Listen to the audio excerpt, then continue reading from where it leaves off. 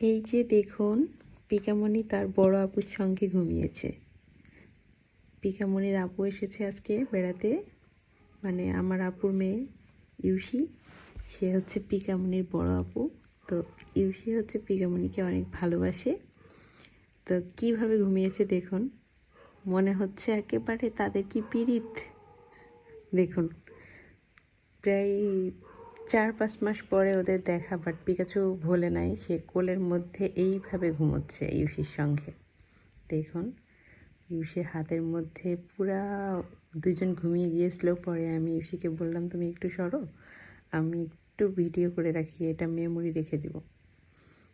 পরে এভাবে একটু ছেড়ে দিয়েছি, ইউসি পুরা কোলের মধ্যে নিয়ে কুটু চুটু মেরে তারা ঘুমাচ্ছিল।